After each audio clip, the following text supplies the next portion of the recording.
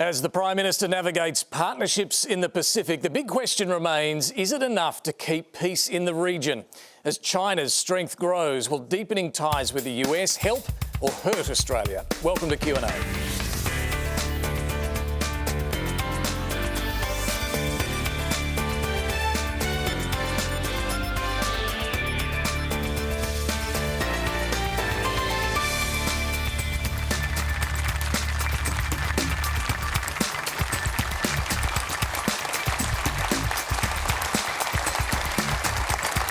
Hello, I'm David Spears. We're coming to you live from Melbourne tonight, and joining me on the panel, Ukrainian Ambassador to Australia, Vasyl Myroshnychenko, former High Commissioner to the UK, and former Attorney General George Brandis, academic and author Kylie Moore-Gilbert, who spent more than 2 years in an Iranian jail, Labor member for Wills, Peter Khalil, who sits on Parliament's Security and Intelligence Committee, and Professor of Strategic Studies at the ANU, Hugh White. Please make them all feel welcome.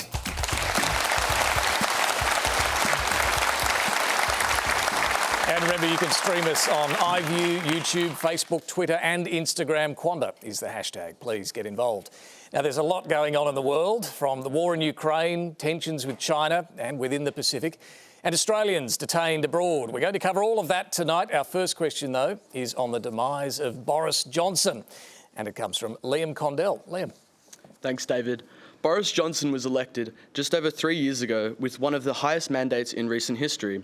He has recently resigned as a result of a number of scandals, including 50 of his MPs announcing their resignation. Can you give us some insight, scandals aside, as to how a man who only 3 years ago was so popular is now so heavily disliked? I like the scandals aside there. George Brandis, let me start with you having recently returned as High Commissioner to the UK.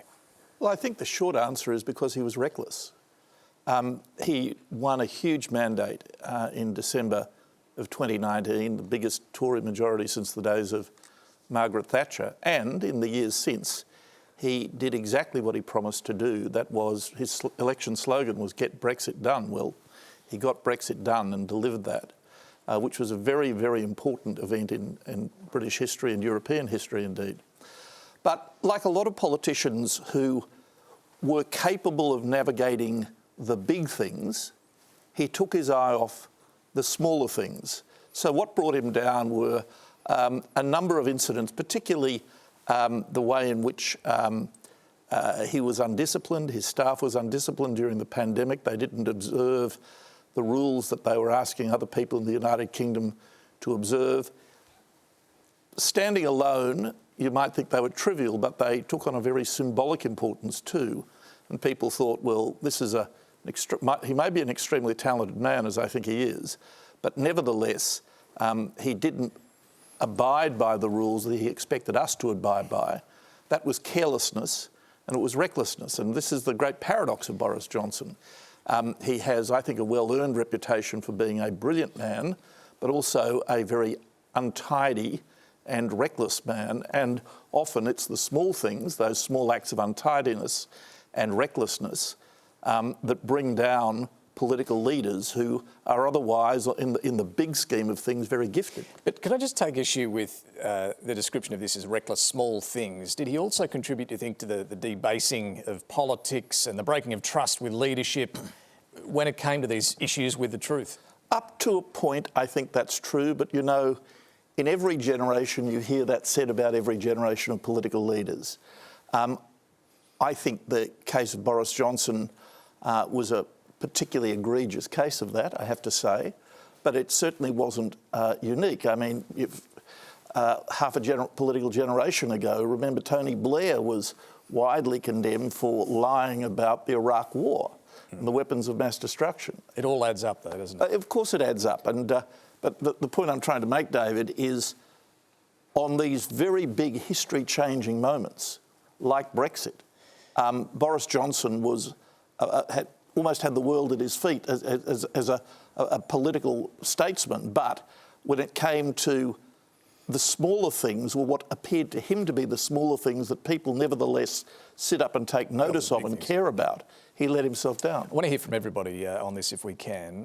Ambassador, Ukraine held Boris Johnson in particular high regard. Boris Johnson is a hero in Ukraine.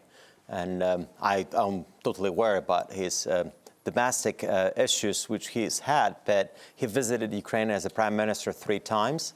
Twice he came at the times when Russians invaded. He was the first one out there in April when Russian troops were actually in Kiev, on the outskirts of Kiev. So in Ukraine, he is really a national hero. Everybody is offering him a job now in Ukraine. There have been people actually promoting him to the job of a prime minister. Others offered him other jobs. And there is so much creativity now about Boris Johnson. You get lots of all these paintings, songs, cupcakes dedicated to Boris Johnson. So he's really a superstar in Ukraine. Everybody loves him. And of course, I was very disappointed to hear that he's not that popular among my British friends. But look, this is the world we live in, and I think he really demonstrated global leadership of actually standing up to this bullying behavior of Russia. He was out there, one of the first ones to make a very strong statement, and I think he will be remembered in history like that. And it's still not the end of the day. Maybe he'll come back one day as a prime minister. We don't know, right? I wouldn't expect so. But well, just quickly on that, because I want to hear from everybody. Who will be the Prime Minister? Well, the Tory leadership contest is on at the moment. You've probably got a few thoughts, I'm sure. I think there are 3 who will emerge as the final 3. Rishi Sunak, who resigned as Chancellor of the Exchequer, Penny Mordaunt, who was the International Development Secretary, and Liz Truss, the Foreign Secretary. Now, the way it works, David, is they narrow it, that the MPs have a succession of exhaustive ballots, and they narrow it down to a choice of 2. And then the last 2 have a plebiscite vote among the 160,000 Tory rank-and-file members in the country. It looks to me as if Rishi Sunak is bound to be in the final 2. And the interesting question will be which of the remaining 5 will be the other one.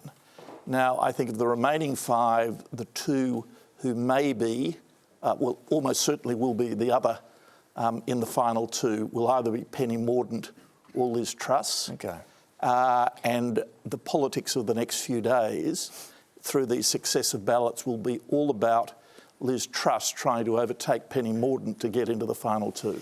Kylie Moore-Gilbert, just back on Boris Johnson. It is a remarkable story of someone who was put in the job by his colleagues because of his popularity, but then this extraordinary fall from grace. What were your impressions of that?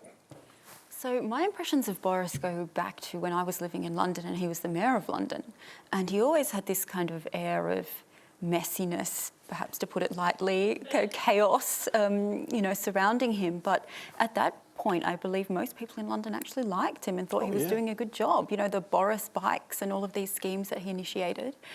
I was in prison when Theresa May left office and Boris came in, but I did read about it in the Iranian newspapers, which obviously had a very different spin on things than you might imagine.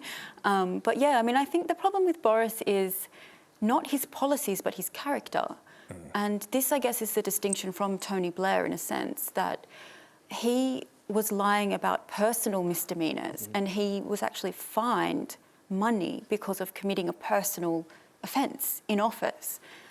His policies, as Ambassador Myroshnychenko mentioned, were not all that bad. I mean, especially his foreign policy and his support for Ukraine. He did deliver on Brexit and get that done as promised.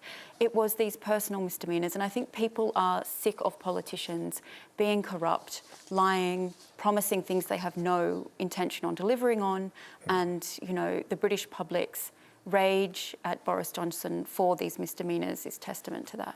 We've got a lot we need to get through tonight, so we might move on. Our next question comes from Vasyl.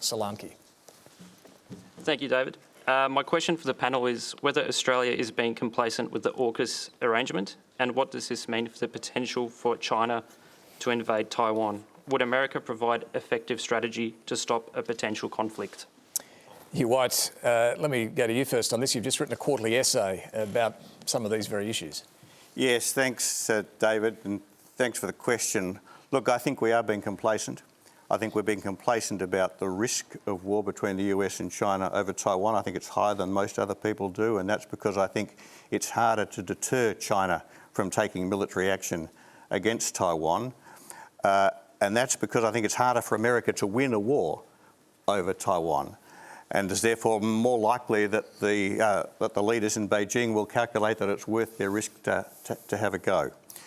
Moreover, I don't think AUKUS is going to help us much on that, primarily because at the very best, the submarines that the core of the AUKUS deal won't be delivered in any numbers that are strategically significant until the 2050s. And that's 30 years from now. Now, the strategic contest between America and China, which is transforming Asia at the moment, is going to be over long before then. And so I think we're being complacent in thinking that that AUKUS helps us in addressing that broader strategic question. I think we're also being complacent in thinking that it deals with the challenge we have in replacing our present submarines. Well, I think the government is talking more about the 2040s than the 2050s, but either way, I take your point on that. Isn't your contention more, though, that AUKUS itself and the Quad, all of these sort of alliances and relationships with some of our old friends is not necessarily the best way to go for Australia? Just on the subs, the first submarine arrives in 2040, yes. But one submarine's not a capability. Correct. Any more than one chopstick is an eating implement. You know, you need 6. No, I take your point. Look, on the broader point, look, right at the heart of this, and the issue about Taiwan, the issues we're seeing in the South China Sea, there's something much bigger even than Taiwan underlying those, and this is which is going to be the primary power in East Asia for the remainder of this century. That's one of the biggest questions that Australia's ever faced. And my concern is that we've slipped into the feeling that Australia should be willing to go to war with China, to support America in going to war with China, in order to prevent it taking America's place as the primary power in East Asia. Now, I would much rather that China didn't take America's place, but I don't think going to war with China to stop it is going to work, because I don't think that's a war we can win. Peter Khalil, is that what this is about? Is that what Australia's doing, preparing to go to war with China? Well, David, first on AUKUS, I was very critical of the previous government because not only did they botch the relationship with France and President Macron, but they left us with a capability gap of 25 years. Now, you know, they made an assumption that the current Collins-class boat, which will be about 50 years old by 2040, could be retrofitted or refitted and somehow be the capability we need to protect our maritime environment. And my question is, what kind of regional superiority do we get out of a refitted 50-year-old submarine? Is it regional superiority over Easter Island? And they didn't have an answer for that. So Richard Marles, our Defence Minister, is now looking at all the options because he's right. The first boats, the subs, come out in the 2040s, the mid-2040s, but there's still 25 years until then. On Taiwan, I have great respect for Hugh, and he makes an elegant argument and analysis, but once it sort of leaves a test tube of the academic paper into the real world, it starts to break down because there's a couple of assumptions that Hugh makes that need to be really called out. And the first is the assumption that Xi Jinping will take this action of using a military force to invade Taiwan, when there is a real underestimation of the massive impact it will have not only on the global economy of such action, but on China's economy. It would be catastrophic. And they also have elements within the Chinese Communist Party who would resist such an action. All the gains that China's made economically and with regard to its prosperity over decades would be put at risk. And secondly, even if he does roll the dice and takes that action, we have seen that the same commentators and analysts who are saying that Ukraine would collapse within 72 hours in the face of the might of the giant Russian military have been proven wrong. And those same analysts have been saying the same about Taiwan, that they would fall relatively quickly. Whereas Taiwan is an island of 25 million people, the size of Netherlands. It's armed to the teeth. It is defending itself, and it is very unlikely, in my view, that it would fall relatively quickly. Kylie Moore-Gilbert, what's your thoughts on that? And back to Vishan's question, which is about AUKUS and you know, whether, I guess, that is a good arrangement for Australia to be part of, and whether it's an effective vehicle or strategy to stop conflict in Taiwan. I mean, I don't really know that much about submarines per se, but on the subject of Taiwan, I read Hugh's essay and I thought it was really instructive and really interesting. But I do believe you said perhaps that we should come out and be clear to Taiwan that we're not prepared to go to war militarily to defend them. And I actually, you know, I was struck by that looking at Ukraine and looking at the fact that it was very clear before Russia invaded Ukraine that the US and NATO would not intervene militarily and support the Ukrainians, and whether or not that had an impact on triggering the Russian attack to begin with. Considering Taiwan, I think retaining a measure of strategic ambiguity is probably useful. If the Chinese don't know if NATO or the US or even Australia or anybody would actually step up and help Taiwan in the event of an invasion, perhaps that might restrain them and act as a brake on any plans that they might have in that space. Well, Ambassador Myroshnychenko, let me ask you, what are the lessons from what's happening in your country, in Ukraine, for this situation in Taiwan? Look, many people make a comparison, but I think they cannot be compared, Ukraine and Taiwan, for one reason. Australia, as well as most of other countries, recognize one China policy. That's right. So Ukraine is a sovereign nation. We're independent. We've been actually a founding member of the United Nations, and we've been now invaded by Russia. Taiwan is a different case, but I think you should look actually at the political economy, because the biggest importer of Chinese products is America. China is the biggest investor in its treasury bonds. So the interdependence between China and America is at such a high level that it would be destructive for them to go at war, actually. Now, what's the role of China in terms of Russia's invasion of Ukraine?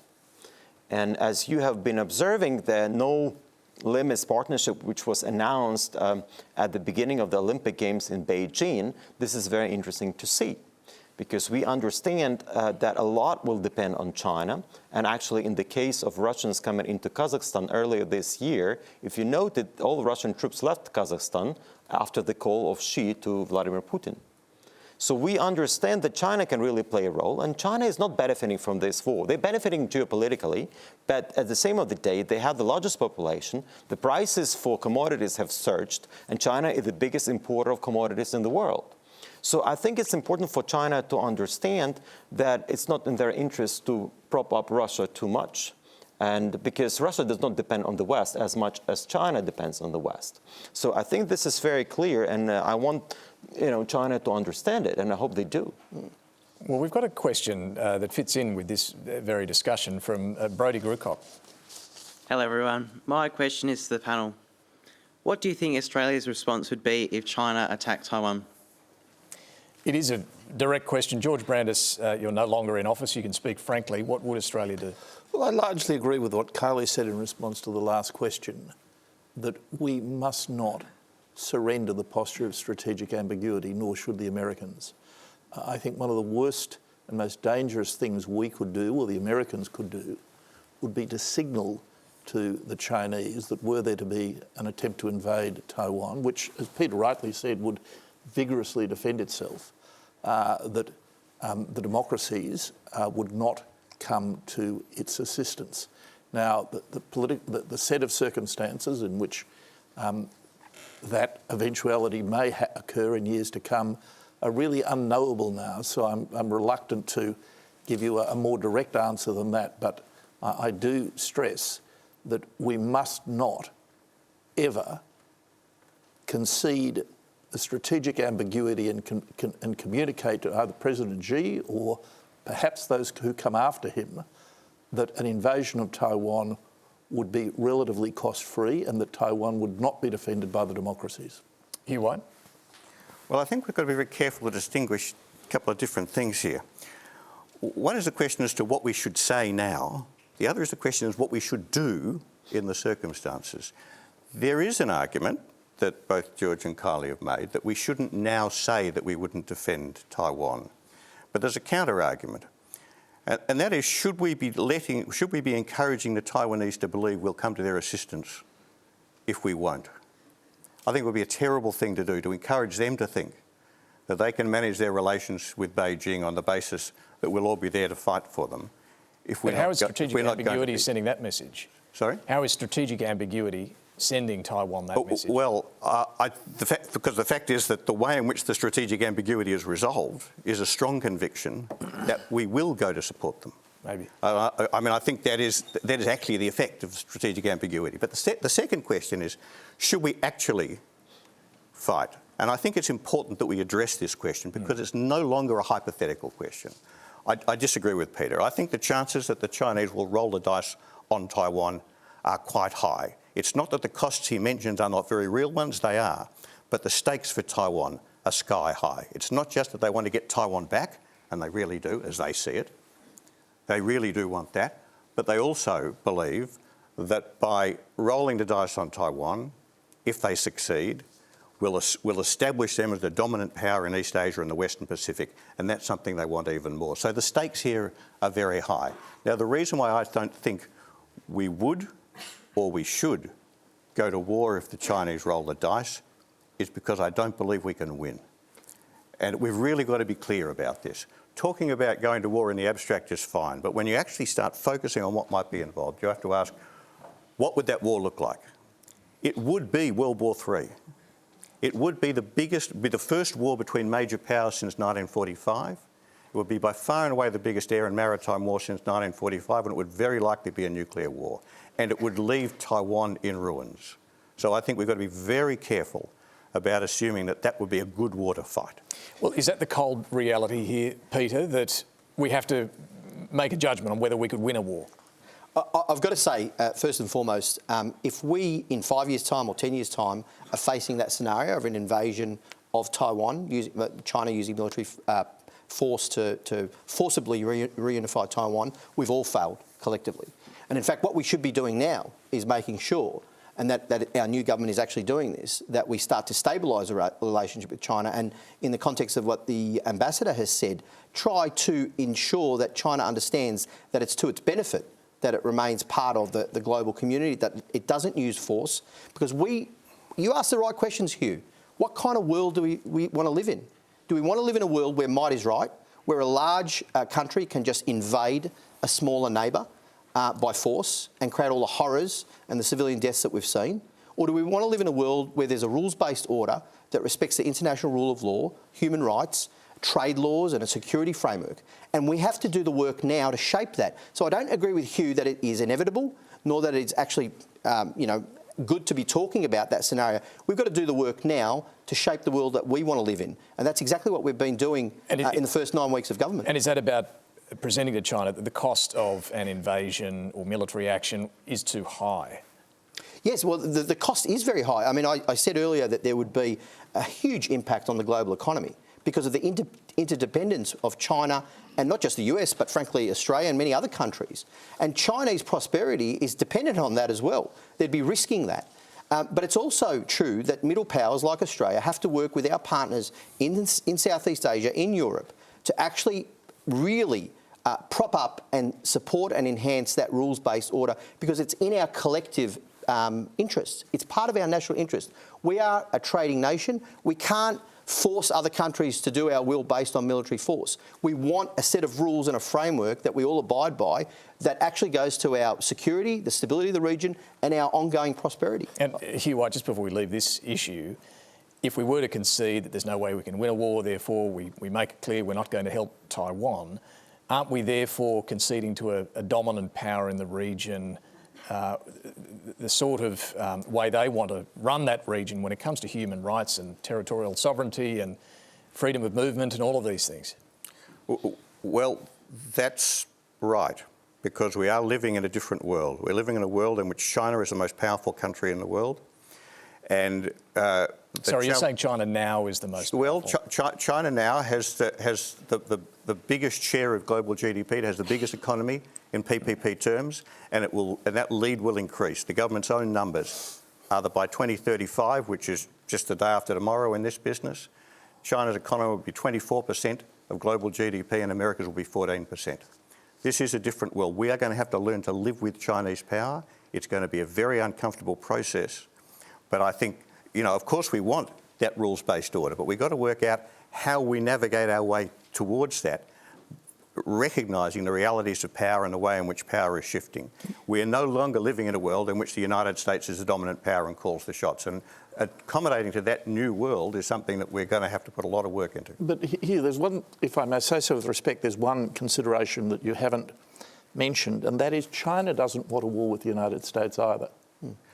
No, China doesn't want a war with the United States. No, that's quite right, George. Because they are perfectly aware of how catastrophic that would be and how unknowable the outcome would be. So what the international community, and Australia is an important member of the international community, must do is persuade the Chinese leadership, whether it be the Chinese leadership we have at the moment or their generational successors, not to make the decision to invade.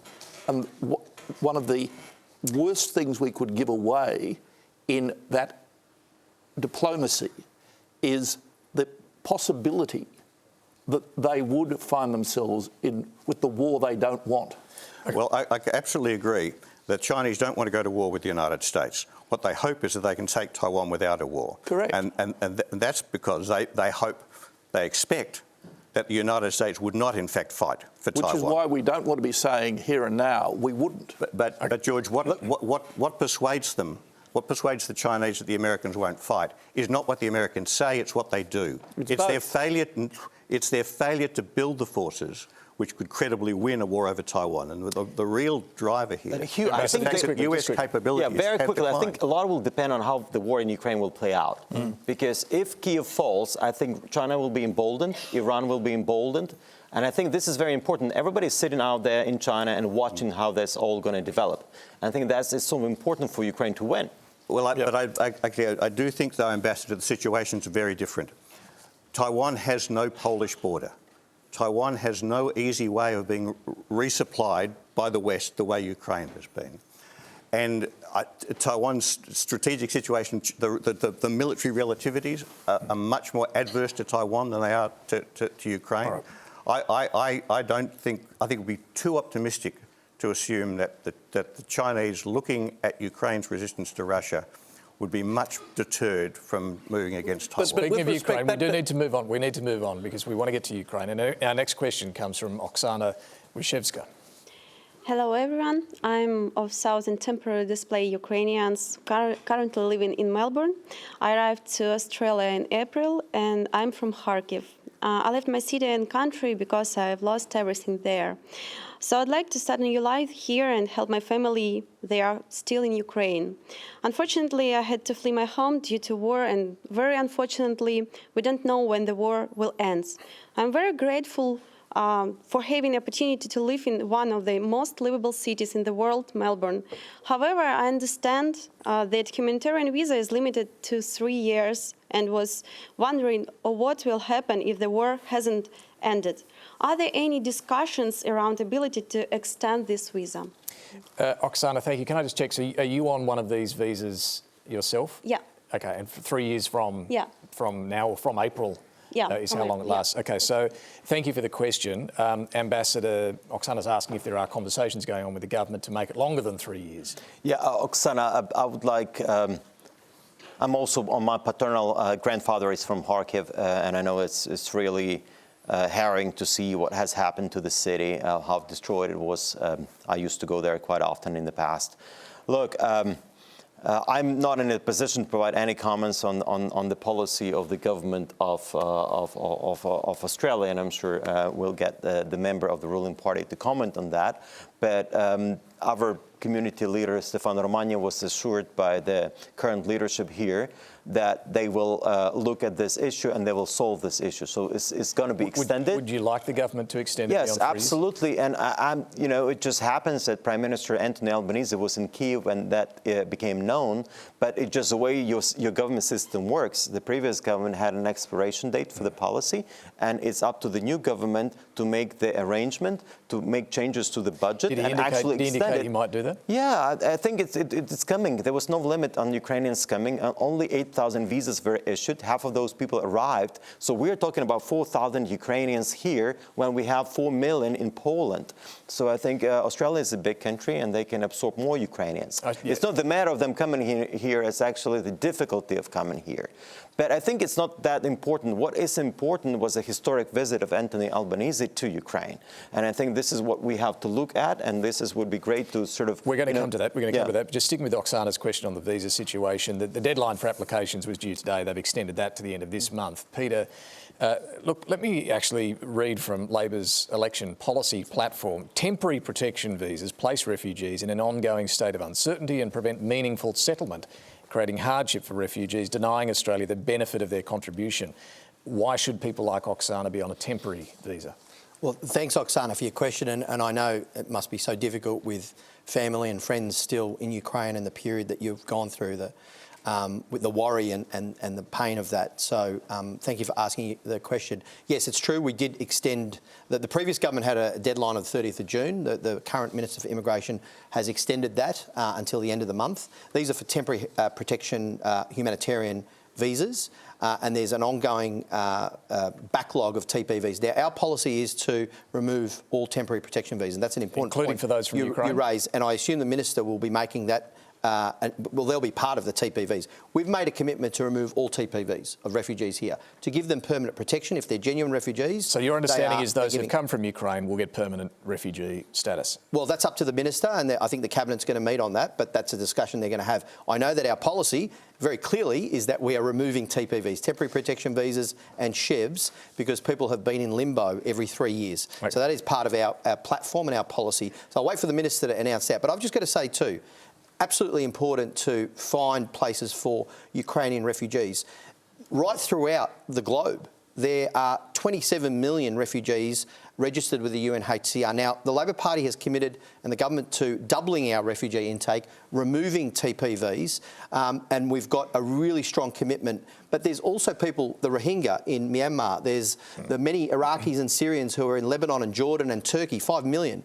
It's a massive global problem. So us doubling our intake is great, but we need to work with the international community to increase the intake of refugees globally. Oksana, I think, in fact, we've got a photo of your grandmother, I think it is, in Ukraine at the moment. It must be incredibly difficult. Are you heartened by what you've heard, at least about the duration of your stay and those who've made it here? Yeah. Thank you. You make a life in Australia?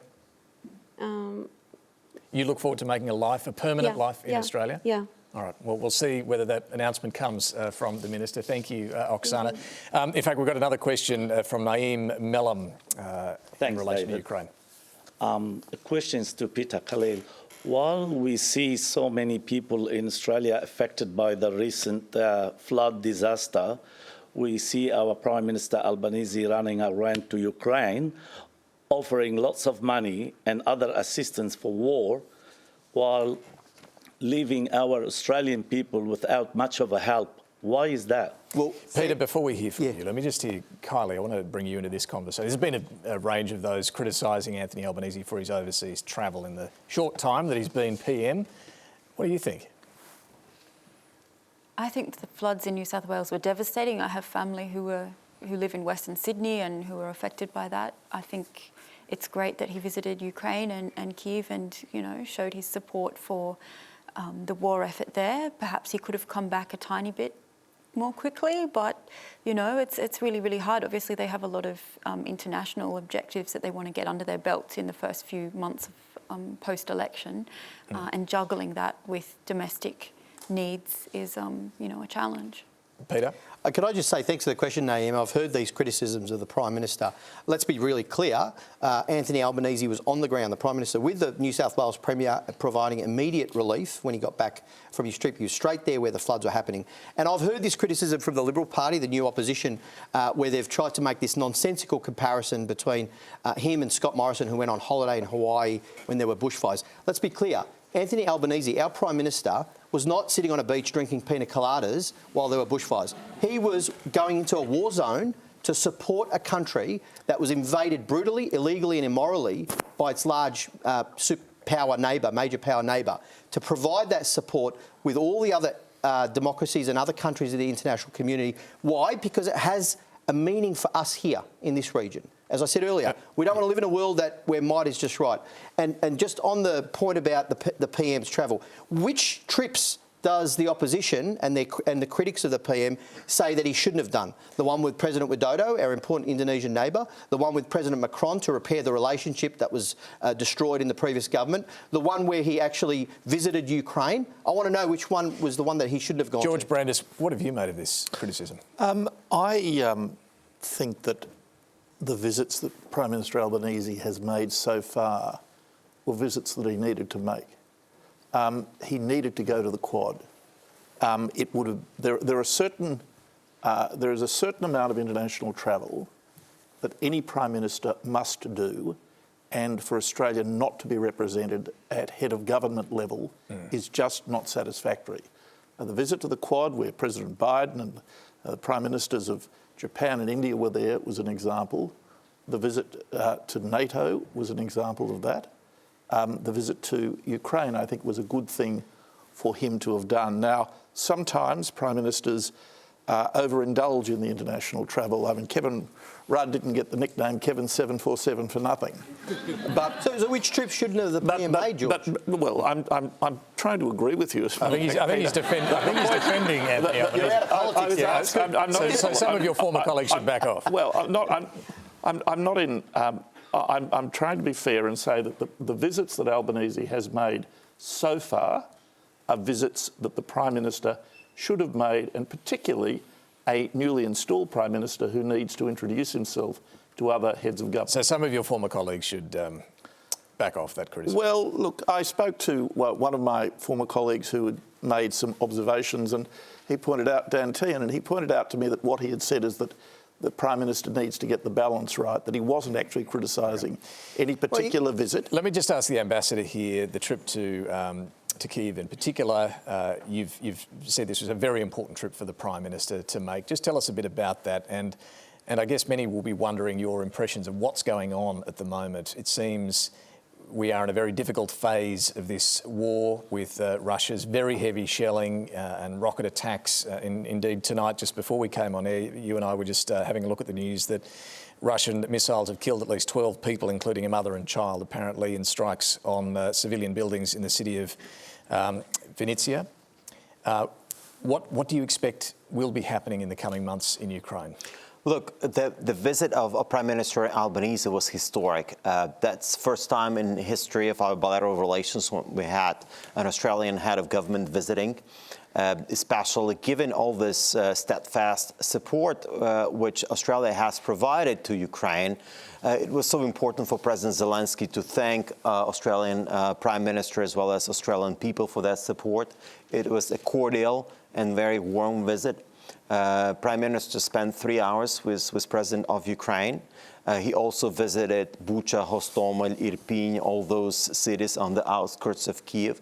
He could see it with his own eyes. He could smell it. He could touch it. Actually, an employee of the Australian embassy, her house got destroyed in Irpin. So he was out there and he could see it himself. Look, I was there on a trip. I've read news about Irpin and Bucha, but even for me as a Ukrainian, being there, seeing it myself, it was a mind-blowing experience. You know, because once you read it in the news, it's different. It's somewhere there, very remote, even as a Ukrainian. So for me, being there and seeing a place where 462 people were buried alive, I mean, not alive, they were killed, civilians, innocent people, in Bucha, that's harrowing. It's obscene. And I think going there, demonstrating that support was extremely important, and Ukrainians are very thankful to Australia for that support. All right, let's move on to our next question. It's a video question. Comes from Julian Assange's brother, Gabriel Shipton. A question for George Brandis. My brother, Julian Assange, has spent the last 3 years in a UK maximum security prison, fighting extradition to the US, where he faces a potential prison sentence of 175 years. Recently, he suffered a mini-stroke, the prison conditions and legal process taking its toll on his mind and body. Prime Minister Anthony Albanese has said enough is enough, but Julian remains in jail. A recent SMH poll showed that 71% of Australians agreed with the statement that Julian should be brought home.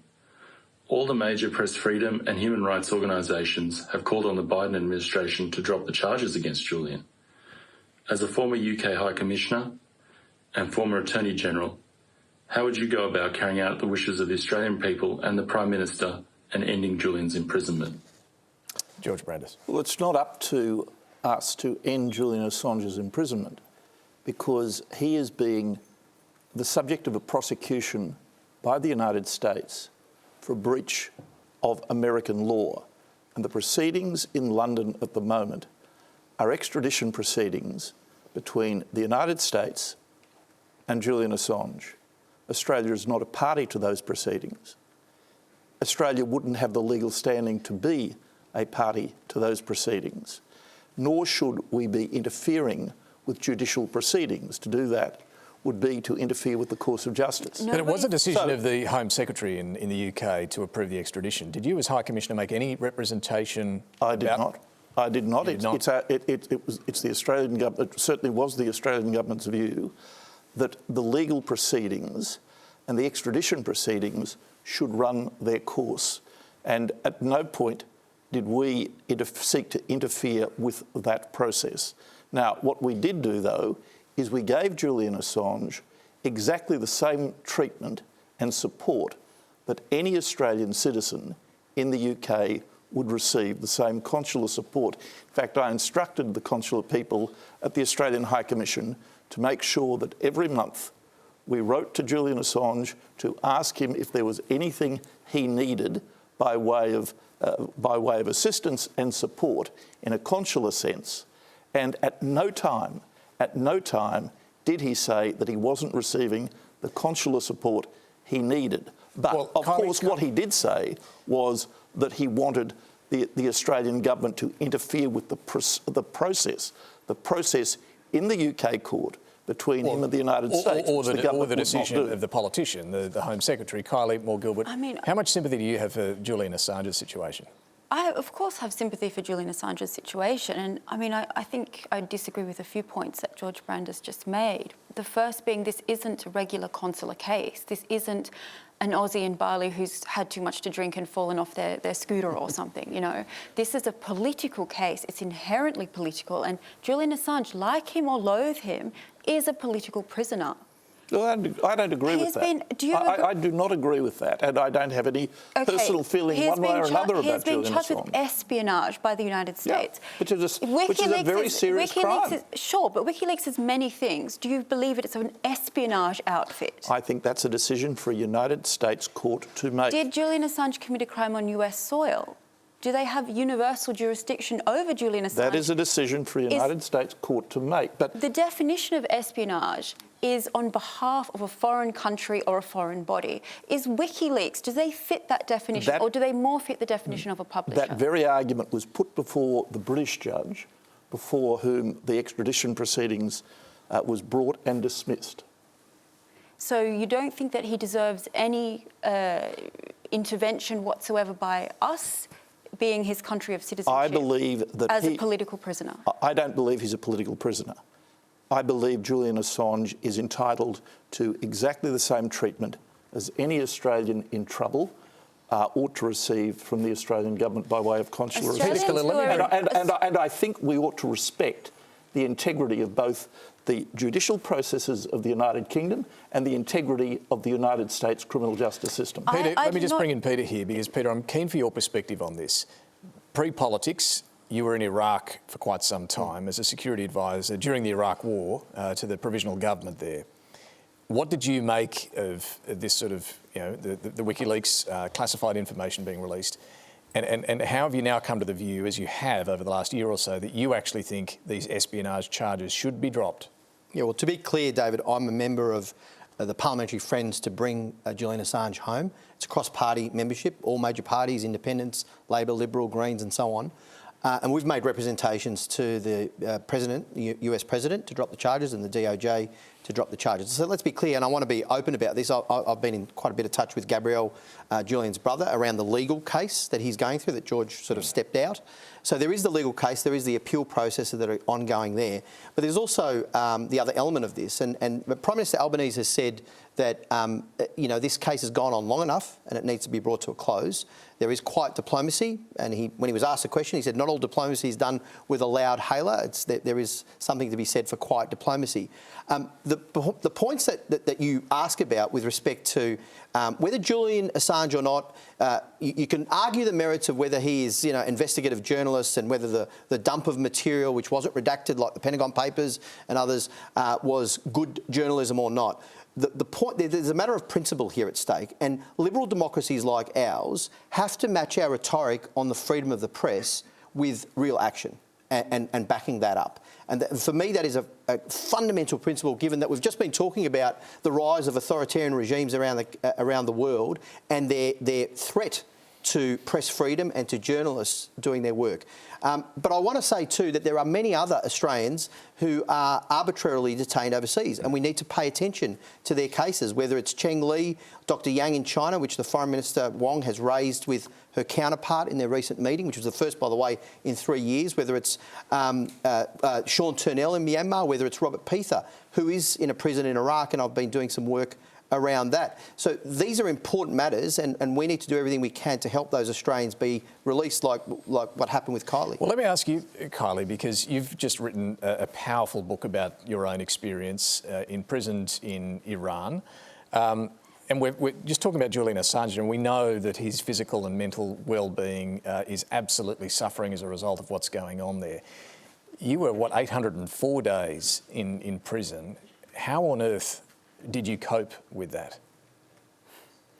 I mean, the book is about that subject, essentially. You don't cope. I mean, this is one of my primary concerns about Julian Assange, is the prison conditions that he is being kept in Belmarsh prison in the UK. This isn't Iran. This isn't Iraq, where poor Robert Peter is currently rotting away under fears right now of suffering from cancer. This is the United Kingdom. Why does he have to be kept in a maximum security prison, largely in solitary confinement? He did suffer a mini stroke, as Gabrielle mentioned. I don't understand why somebody who's clearly not at risk of committing violence or endangering the UK public at all should be kept alongside criminals, murderers, terrorists in a maximum security prison. There's that, and I mean the initial court ruling in the UK was very much about that, about the impact on his mental and physical health, given those prison conditions and the limbo that he's been subjected to. An uncertain, unclear amount of time in prison with no end date. That is a form of psychological torture. But the reason that there is not a finite end date is because there is a process underway, and he, as he's entitled to do, is appealing each decision until the appeal process exhausts itself. And in the meantime, because he's a flight risk, because why would he be a flight risk from a low security prison? He is a low security prison. How is he a flight risk? There has never been a complaint that I'm aware of that the nature of the prison has contributed to his mental or physical well-being. I can tell you 100% it would have. Well, you are locked in a cell 23 to 24 hours a day on your own. You don't think, for days and days, he's been there for 3 years, you don't think that's going to have an impact on his mental health? He hasn't been in solitary confinement for 3 years. For a large period of time he has, and he's been diagnosed with a number of mental health illnesses as a result directly of the prison conditions. Which is why I insisted that we constantly inquire to ensure that his mental and physical health... Why didn't you request he be removed to a prison that is less harsh, where he's not being kept in the conditions that terrorists are being subjected to? Australia respects the criminal justice system of the United Kingdom. We do. You can make requests diplomatically. When I was in prison in Iran, the Australian embassy made repeated requests that I be removed out of a higher security solitary confinement ward to a kinder, more open, more free ward. That is entirely possible in your remit as a diplomat. But surely you're not making a comparison between the UK prison system and the Iranian prison system. Well, George Brandis, that is a very valid question, though. Diplomat. Why is it okay to make that request in one jurisdiction and not another? Because we were satisfied that the way in which the UK prison system was treating Mr Assange was appropriate in the circumstances. By asking him, by the way, by asking him to articulate any complaints that he had to us, so that if appropriate, we could make an intervention. But in court, he in court said that he is a suicide risk, and the initial court in the UK ruled on mental health grounds due to fears about his treatment in prison in the United States should he be extradited there. But that's not the United Kingdom. It's a current mental health assessment given his current conditions in Belmarsh prison. Not to complicate matters, I'm sorry, but you're discussing the UK legal process and the prison system and so on. The Obama administration actually dropped charges against Chelsea Manning and provided clemency. The Trump administration doubled down on Julian Assange, right? So we are hoping that the Biden administration would look at his case in the same way as they looked at Chelsea Manning. But we haven't even got to the US system yet. So I just want to make Peter, and if President Biden decides, or the Attorney General of the United States decides to drop the charges, that will be a matter for the United States. But we can ask them to, but diplomatically. Australia respects the integrity of the United States criminal justice system, and we respect the integrity of the United Kingdom criminal justice system. We do need to move on. We cannot ask them. We need to move on. We need to move on. Diplomatically. Our next question comes from Annabelle Levy. Thank you. Sudden change after that.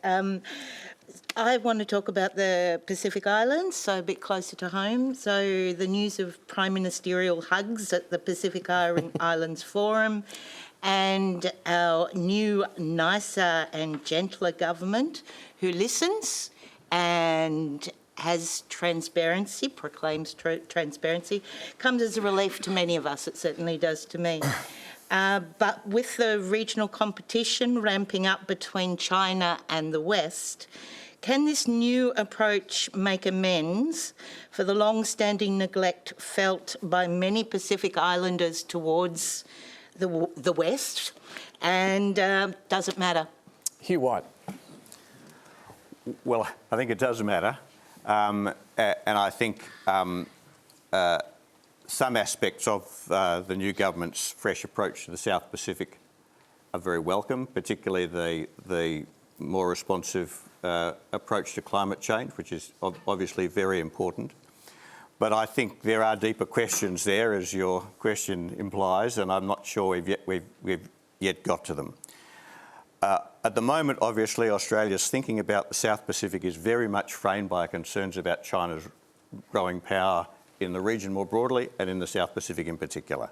Australia has claimed and asserted a sphere of influence in the South Pacific, really since the 19th century. And as long as our principal strategic objective in the South Pacific is to try and keep the Chinese out, I think we're going to find it hard to make our relations with the South Pacific work. And I think we're also going to find it hard to keep the Chinese out. I think we do need to work much harder than we have in the past to build the kind of relationships we ought to have with these small island states. And although I'm glad to see that the present government, actually to be fair, like the previous government, are starting, even if it's just been pushed to it by China, to take the South Pacific more seriously, I don't think we've yet quite got what's required. And in particular, I don't think we've yet found the secret to justifying the talk of family that we're so keen on using. If we are really serious about treating our neighbours in the Southwest Pacific as family, we wouldn't just think that development aid was the secret. It's not that development aid isn't important, it is. But what we really need to do is to increase, if I can put it this way, the intimacy of our relationships with the Southwest Pacific. And to me, the real core to doing that is to make our person-to-person interaction with our South Pacific neighbours as open as our interactions with New Zealand. You know, people just coming here to work, to live backwards and forwards, all of that kind of, well, except when we're playing rugby, all of that sort of easygoing, free-flowing interaction and occasional blues with the Kiwis that we have. We should be aiming for that kind of model with the South Pacific. And that, by the way, would also maximise our influence there, rather than trying to compete with China on aid or whatever, where their pockets are deeper than ours. we'd be really playing to our strengths. Well, Peter, Khalil, let me ask you about that idea that Hugh White's just articulated. I know the new government is doing more when it comes to, Pacific labour migration, permanent and temporary. But what about complete free movement, work rights for the Pacific in Australia? Well, that's a great question and a really good initiative to look at. And I just want to make, and it's a great question, by the way, because there's been a lot of talk about the difference in diplomacy and our engagement, the Prime Minister and the Foreign Minister, with the Pacific Islands. And yes, the reset of respect is more than just that. It is also the fact that we're not just saying we're not the Morrison government, we're no longer going to disrespect you, we're no longer going to be paternalistic or, condescending towards you. That's all good. But I want to say this, the Foreign Minister, the Prime Minister, their engagement right before our eyes over the last, just in the last couple of weeks, has been about establishing a foundation for engagement on substantive issues that matter to our Pacific partners, to our neighbours, on climate change, which is an existential threat to them and to us, on people-to-people exchange and initiatives like what you've described, David, but also on things like illegal fishing and protection of their resources and regional unity. That's all been happening, and it is a real reset of the relationship. And it's not just about China, Hugh. It's more than that. It's about engaging with our Pacific partners as co-equals, as neighbours, and treating them with the respect that is required in that engagement. Is it enough, though? Well, we're doing a lot of work in this space, and the Foreign Minister and the Prime Minister have been there engaging with our partners. Prime Minister Sogavare, which has been, obviously everyone knows, a difficult part of the relationship, just yesterday, after the meeting with our Prime Minister, has said that Australia is the security partner of choice. And what we're trying to do is make sure, for our Pacific partners, that we are the partner of choice in the region because of that commitment on all of those areas. And we can do things that, for example, China and other countries can't do around that people-to-people exchange, education, and also work visas and so on. All right, let's get to our final question tonight. It's a video question. It comes from Monica Klein in Clifton Hill. My question is for Vasyl. As the daughter of immigrants from Belarus and Ukraine, I count myself very lucky to have grown up in Australia. Do you think the Australian government should be doing more to help Ukrainians? And if so, how? I want to get some quick thoughts from everybody on this one, starting with you, Ambassador. Look, it's a very easy question because the answer is yes. And Ukraine's support for Ukraine has been bipartisan in Australia. Liberals have been out there coming up with the support right away when the Russians invaded. It was a lot of that happened during the caretaker period. That there would have to be a buy-in from the Labour Prime Minister goes to Ukraine for the first time in history. That was extremely important. Almost $400 million provided in military assistance, Bushmasters, armored personnel carriers, artillery pieces, fighting drones. This is all very important. Why? Let me tell you why it's so important. And I would like to praise the new government on their leadership in international affairs. Because it's very simple. People very often don't understand how global politics impacts your quality of life here. Because if you get one question, what's the reason for the surge in prices for gas, electricity, food, baby products? Do you know that Ukraine is the largest exporter of sunflower oil? And sunflower oil is the main ingredient in baby food. Now people in Africa are starving because Ukraine can't export sunflower oil because Russians have blocked it.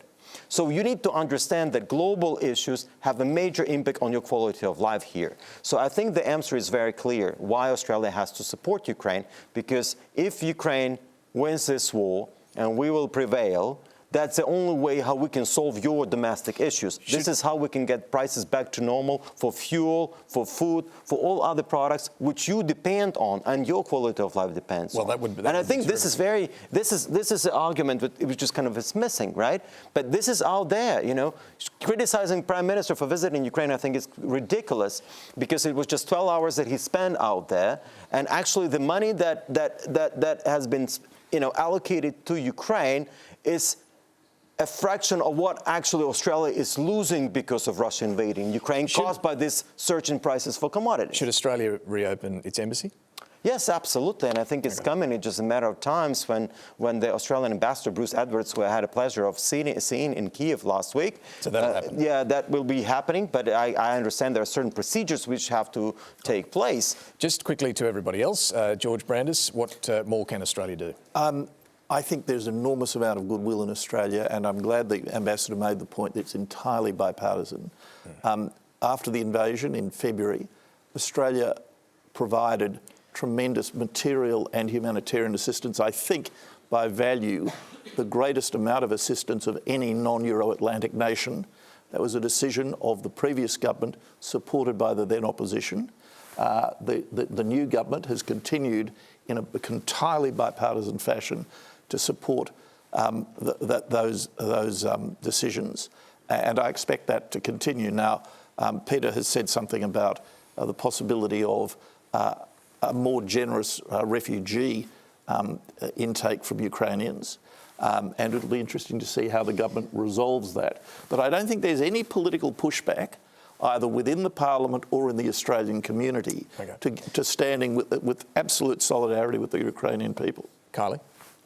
I agree and concur with everything that's been said. I completely support the Australian government and the previous government's efforts on Ukraine. I've actually visited Ukraine myself about 8 years ago in Kiev. I had a couple of friends from uni who were from there, and coincidentally, the ambassador also knows my friends from uni, so that's a funny small world. Little connection there. But yeah, I really loved Ukraine. Kiev was a beautiful city, and Ukrainian people are such warm and friendly, great people to have. And if we can bring more refugees out to Australia and help in any other way we can, non-militarily as well, I think that would be really worthwhile. Peter? Well, the ambassador talked about the interconnectedness of the globe. It's so true. I mean, Ukraine's also a large, I think the fourth largest exporter of wheat, and that goes to many countries in Africa and around the world, and it's being blocked as well. So that is critically important. Prime Minister Albanese's visit was important on a number of levels, and obviously he's aware of the strategic convergence between Beijing and Moscow, the no limits framework that underwrites that was signed a week before the invasion, the support for Ukraine. The Prime Minister announced an additional $100 million during his visit in support for Ukraine, and we are the largest contributor and supporter of Ukraine outside of NATO countries. And that's significant that Australia is doing that, because it's important for us. And there's been a lot of talk about raw power and politics, but foreign affairs and our foreign policy is more than just raw power. It's about shaping the world to what we want to see, a rules-based order that we can all live in peace and security, and supporting Ukraine is a very big part of that. Final word to you, Hugh. Yes, look, I think absolutely we should be doing all we're doing and no doubt more to support Ukraine. But we also need to remember that notwithstanding the significance of the issues that relate to us, the Ukrainians are fighting this war. We're not. They are actually fighting it alone. We're providing, we're holding their coat. But we don't want to forget the Ukrainians are fighting this war. It's up to them to decide how long to keep fighting, when to stop, how peace is going to be made. And that, I think, is something we all need to be bearing in mind. At some stage, this war is going to need to end. And it's absolutely up to the Ukrainians to decide from their side, and the Russians, how and when that's going to be. And I think we really need to be supporting Ukraine through that part of the process as well. Well, that is all we have time for tonight. Thanks to our panel, Vasyl, Myroshnychenko, George Brandis, Kylie Moore-Gilbert, Peter Khalil and Hugh White.